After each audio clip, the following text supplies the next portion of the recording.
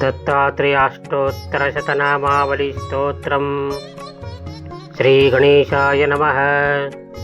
ओंकारतत्त्वरूपाय दिव्यज्ञानात्मने नमः।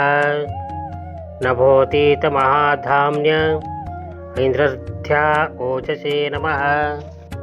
नष्टमत्सरगम्यायागम्य चारात्मवर्त्मने ओचितामेद्यकृतये ह्रीं बीजश्राणितश्रिये।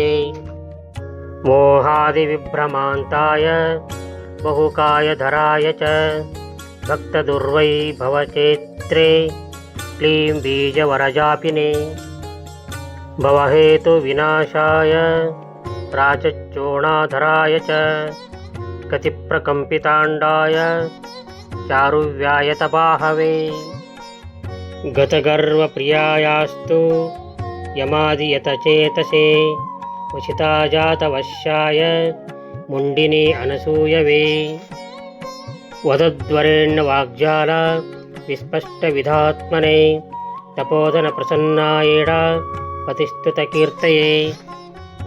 तेजोमण्यन्तरङ्गायात्म रसग्नविहापिने अन्तरस्थानसंस्थाय ऐश्वर्यश्रौतगीतये। पातादिभययुग्भावहेतवे हेतुहेतवे जगदात्मात्मभूताय विद्विषत्षट्कघातिने। सुरवर्गोद्धृते भूत्या असुरावासभेदिने नेत्रे च नयनाक्ष्णे चिच्चेतनाय महात्मने। देवाधिदेवदेवाय वसुधासुरपालिने याजिनामग्रगण्याय द्राम्बीजजपतष्टये। वासनावनदावाय धूलियुग्देहमालिने इति सन्न्यासिगतये दत्तात्रेयेति संविदे। यजनाश्यभुजेजाय तारकावासगामिने महाजवास्प्रग्रूपायात् ताकाराय विरूपिणे। नरायधीप्रदीपाय यशसे नमः। हारिणे जोज्ज्वलाङ्गाय त्रयस्तनूजाय शम्भवे। मोचितामरसङ्घाय धीमनां धीकराय च बलिष्ठविप्रलभ्याय यागहोमप्रियाय च।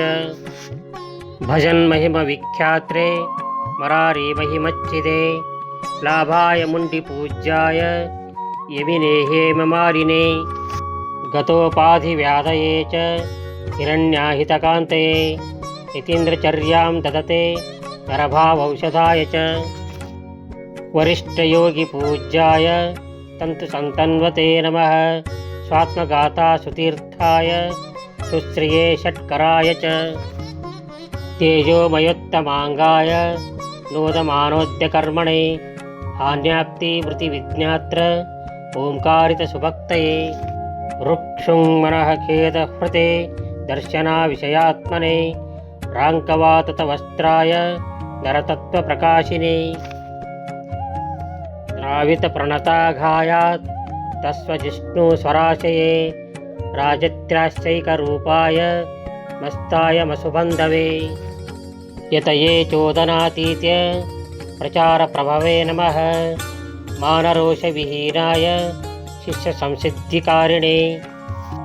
गन्त्रे पादविहीनाय चोदनाचोदितात्मने यवीयसे क्लर्कदुःखवारिणे खण्डितात्मने।